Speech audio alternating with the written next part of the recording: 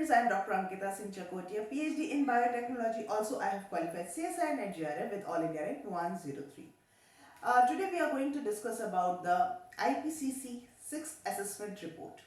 The Hindu में इसके बारे में एक छोटा सा आर्टिकल आया है और 28 फेब दैट मीन्स कल ही ये रिपोर्ट रिलीज की है आईपीसीसी ने. सो let's start. Before moving on that article, उसका डिस्कशन क्या क्या पॉइंट्स इस रिपोर्ट में रेज हुए हैं, हम आईपीसीसी का एक क्विक रिवीजन कर लेते हैं कि आईपीसीसी है क्या और इसने क्या काम किए हैं अब तक और ये एक्चुअल में क्या क्या काम करता है. So let's start with the year in which इसकी नींव रखी गई और किसने रखी. World meteorological organization and united nation on environment programme. ठीक है, ये दो बड़े ऑर्गेनाइजेशन थे जिन्होंने 1988 में आईपीसीसी की नींव रखी, इसको बनाया क्योंकि ये एक पॉलिसी मेकर का काम कर सके फॉर द इंटरनेशनल क्लाइमेट के लिए. ठीक है, हुआ क्या था 1988 तक कई सारे देशों में, पूरी दुनिया में कई सारे देश थे जो कि डेवलप्ड की तरफ ऑलमोस्ट अग्रसर हो गए थे. ठीक है, कुछ एक देश थे जो डेवलपिंग की रेस में भी बहुत पीछे थे. जो डेवलप्ड हो गए थे वो डेवलप्ड हुए थे क्योंकि इंडस्ट्रियलाइजेशन रिवॉल्यूशन एक आया था. ठीक है, बहुत चीजें तीव्रता से सब इंडस्ट्री डेवलप हो रही थी. बट इस रेस में कहीं ना कहीं हर एक कोई देश अपना एनवायरनमेंट को भूल चुका था, नेचर को भूल चुका था. इंडस्ट्रियलाइजेशन होता जा रहा था, एनवायरनमेंट को बहुत ज्यादा नुकसान होता जा रहा था, हानि हो रही थी, जिस वजह से क्लाइमेट चेंज हो रहा था. Thanks to these two organisation की कम से कम इन्होंने आगे बढ़ के स्टेप्स लिए और आईपीसीसी जैसी एक मोइटी बनाने की लिए पहल की. सो फॉर ये टाइमली इसका काम है आईपीसीसी का. ये एक असेसमेंट साइकिल एक पर्टिकुलर टाइम पीरियड के लिए करते हैं and timely with some break अपना हर बार एक पूरे वर्ल्ड के लिए एक असेसमेंट रिपोर्ट निकालते हैं. तो इनकी पहली फर्स्ट असेसमेंट रिपोर्ट आई थी 1990 में, just after 2 years of its formation of this IPCC, जिसने की दर्शाया और जताया कि there is it underlined the importance of climate change as challenge and it require the international cooperation. ठीक है भाई. Also this first report की ये फर्स्ट असेसमेंट रिपोर्ट के इस पॉइंट ने नींव प्रदान की किसे, United nation framework convention on climate change को, जो कि एक ट्रीटी की तरह ट्रीटी था, एक समझौता था इन द अर्थ समिट जो कि 1992 में हुआ था अमंग 195 कंट्रीज ही. ठीक है, तो उन सब के बीच में इस ट्रीटी के लिए इस रिपोर्ट ने बहुत इंपॉर्टेंट रोल प्ले किया. नाउ सेकेंड असेसमेंट रिपोर्ट आई इनकी 1995 में, ठीक 5 साल बाद. This provided important material to the governments जो कि मेंबर्स होते हैं आईपीसीसी की. ठीक है, for adoption of Kyoto Protocol 1997. Kyoto Protocol पे अच्छा खासा एक लेंथी लेक्चर मैं ऑलरेडी आप लोगों के साथ में डिस्कस कर चुकी हूँ, तो क्योटो प्रोटोकॉल में अब हम नहीं जाएंगे. क्योटो प्रोटोकॉल इसी अर्थ समिट का ही एक और कॉन्फ्रेंस ऑफ पार्टीज था, मतलब कि इसी के अंदर आता था. क्योटो प्रोटोकॉल इज ऑल्सो, जिन लोगों को नहीं पता है बता दो, क्योटो प्रोटोकॉल भी इसी तरह से एनवायरनमेंट को हानि हो रही है तो डेवलप्ड और डेवलपिंग कंट्रीज के बीच में कैसे बैलेंस बनाया जाए, कैसे इंडस्ट्रियलाइजेशन एंड एनवायरनमेंट की कंजर्वेशन के लिए हम कैसे बैलेंस बना चुके, ये सारी बातें क्योटो प्रोटोकॉल में हुई थी. So it provide material to government for adoption of Kyoto protocol. ठीक है, in 1997. Now third assessment report was released in 2001 and it have two focus, like first on the impact of climate change and there is a need for adoption. मतलब कि हम अपना energy को कैसे, carbon emission को कैसे हम कम कर सके, इन सब चीजों के लिए क्या अडॉप्ट कर सकते हैं पॉलिसी, उसके पॉइंट को ये दर्शा रहा है. फोर्थ रिपोर्ट आई 2007 में. This is for limiting the global temperature by 2 degree centigrade. ठीक है, जल्द से जल्द जो क्योंकि राइज होता जा रहा है तो उसको हम कैसे एटलीस्ट 2 डिग्री सेंटीग्रेड तक ही राइज होने दें, उससे कम रहे तो और भी अच्छा। एंड ग्राउंड वर्क किया for post Kyoto agreement. Post Kyoto agreement के बाद जो एग्रीमेंट, पेरिस एग्रीमेंट वगैरह हुए, उसमें यही बात थी, मेन उन पे फोकस यही था कि भाई ग्लोबल वार्मिंग बढ़ रही है, उसको रोकना संभव नहीं है क्योंकि इंडस्ट्रियलाइजेशन हो रहा है, बट इतना ना हो कि 2 डिग्री से भी ऊपर चला जाए, ठीक है। तो असेसमेंट रिपोर्ट 4 ने इन 2 पॉइंट्स पे फोकस किया। असेसमेंट रिपोर्ट 5th आई 2013 और 2014 के बीच में। इसमें साइंटिफिक इनपुट आए in the Paris agreement. Paris agreement को हम पोस्ट क्योटो एग्रीमेंट भी कह सकते हैं, ठीक है। AR6 जो कि अब रिलीज हुई है, 28 फरवरी को ही रिलीज हुई है, उसमें कुछ एक इम्पॉर्टेंट पॉइंट्स फोकस किए हैं, जैसे कि ग्लोबल वार्मिंग 2 डिग्री नहीं, केवल 1.5 डिग्री सेल्सियस से ज्यादा नहीं हम क्रॉस करें, ठीक है। Special report on climate change and land, SRCCL, इस पे भी रिपोर्ट, स्पेशल रिपोर्ट आई है।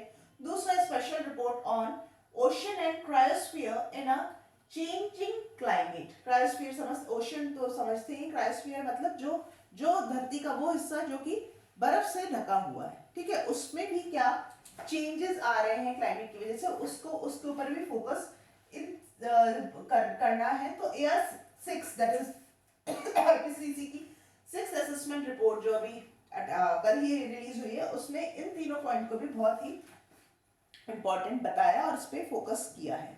नाउ अगर हम बात करें स्ट्रक्चर ऑफ IPCC की तो जितने भी गवर्नमेंट्स पार्टिसिपेट होते हैं, मतलब जितने भी कंट्रीज हैं वो तो मेंबर्स हैं ही हैं, और हर कंट्री से ना देयर इज अ रिप्रेजेंटेटिव, ठीक है, रिप्रेजेंटेटिव ऑफ ईच गवर्नमेंट, हर एक गवर्नमेंट यानी कि कंट्री, तो रिप्रेजेंटेटिव होता है एक पार्ट इस IPCC का, दूसरा होता है ऑब्जर्वर ऑर्गेनाइजेशन, ठीक है।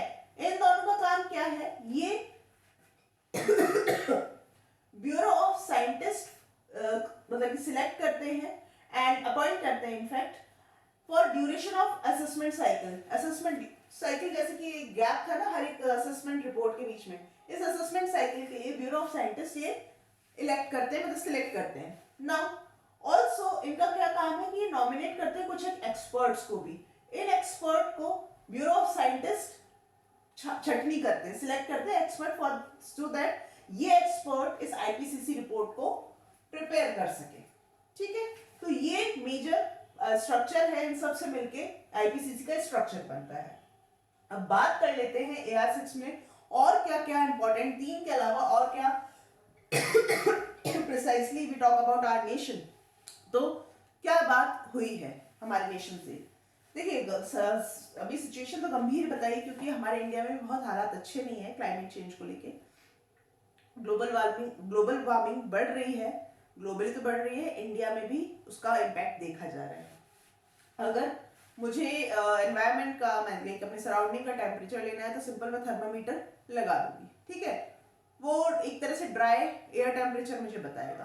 बट अगर मुझे वेट मतलब कि ह्यूमिडिटी का भी क्या इफेक्ट पड़ रहा है मेरे सराउंडिंग में, और साथ साथ हीट का भी क्या है, तो अगर ये देखना है तो मुझे वेट बल्ब टेम्परेचर का यूज को देखना पड़ेगा, ठीक है। वेट बल्ब टेम्परेचर असेसमेंट में कुछ बहुत ज्यादा रॉकेट साइंस नहीं होती है, सिंपल एक थर्मामीटर तो नॉर्मल होता है। अगर आपके वेट बल्ब आपको टेम्परेचर देखना है तो उसी थर्मामीटर के जो बल्ब होता है ना उस पर मैं एक वेट क्लॉथ लपेट दूंगी, और कुछ इस तरह से कि वो जो क्लॉथ है ना वो हमेशा मॉइस्ट रहे, सूखे ना, ठीक है। तो क्या होगा अगर टेम्परेचर बढ़ेगा, टेम्परेचर बढ़ रहा है सराउंडिंग में, तो क्या होगा कि ये इवेपोरेट करेगा, पानी रिलीज करेगा ये क्लॉथ, जिसकी वजह से कि क्या होगा कि ये ठंडा मतलब बहुत ज्यादा टेम्परेचर सराउंडिंग में होने की वजह से भी ना इसका बहुत ज्यादा राइज नहीं होगा, ठीक है। पर अगर सराउंडिंग बहुत ही ह्यूमिड है, मान लीजिए 100% ह्यूमिडिटी है, इन दैट कंडीशन क्या होगा कि जो ड्राई एयर का जो टेम्परेचर है that will be equivalent to the moist air.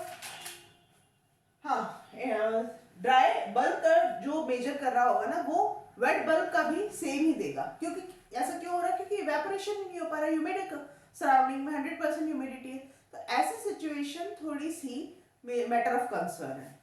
उसी से रिलेटेड बताया कि इंडिया में लखनऊ और पटना में वेट बल्ब टेम्परेचर तकरीबन ऑलमोस्ट 35 डिग्री सेल्सियस पहुंच चुका है या पहुंच जाएगा जल्द ही।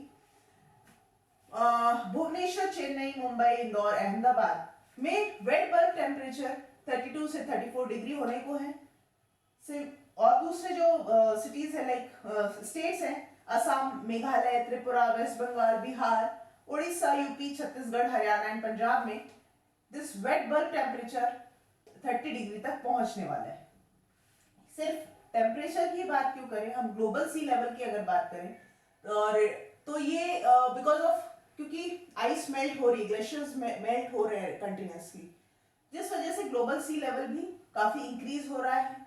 साथ ही साथ इन सब चीजों की वजह से एक डायरेक्ट इफेक्ट होने वाला है तमाम फैक्टर्स पे, जैसे कि क्लाइमेट क्राइसिस की वजह से वाटर रिलेटेड डिसीज बहुत ही ज्यादा एक गंभीर समस्या बन सकती है। इनफैक्ट इंडिया की बात करें तो हिमालयन रीजन के लिए आईपीसीसी रिपोर्ट इस बार की कहती है कि ये मलेरिया के लिए बहुत ज्यादा सेंसिटिव जोन बनने वाला है।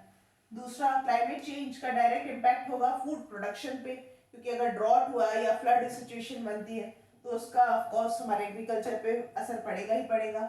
ठीक है, अगेन वही पॉइंट आ गया, drought and heat waves will affect biodiversity loss as well as human migration, क्योंकि ऐसा कहा जा रहा है आने वाले कुछ डिकेड्स में, ये रिपोर्ट बता रही है कि कुछ डिकेड्स बाद इंडिया में ना इंडिया रहने लायक नहीं रहेगा। ठीक है, लोग माइग्रेट करेंगे क्योंकि यहाँ पे इतना ज्यादा पोल्यूशन तो बढ़ ही रहा है। ठीक है, अब पेड़ कट रहे हैं, गर्मी देखा ही आपने हद की, जहाँ नॉर्थ रीजन में तो बहुत ही ज्यादा गर्मी, खैर साउथ में भी इतनी पड़ती है लेकिन बहुत ज्यादा गर्मी पड़ती है। इस बार तो सर्दी भी बहुत ज्यादा पड़ी है, तो क्लाइमेट ना बहुत ड्रास्टिकली चेंज हो रहा है और आने वाले टाइम में हो सकता है, भगवान ना करे वैसे तो, लेकिन अगर हो गया तो बहुत मुश्किल होगी कि इंडिया रहने लायक बचेगा कि नहीं बचेगा। So this is all about the assessment report 6th of IPCC. I hope ये लेक्चर अच्छा लगा हो, मैंने कोशिश की है इसको, इसमें काफ़ी सारी चीज़ें अपने इनपुट दिए हैं और कॉम्पैक्ट बनाने की कोशिश की थी। मिलते हैं आगे के लेक्चर्स के साथ में, till then stay safe and stay blessed, bye bye.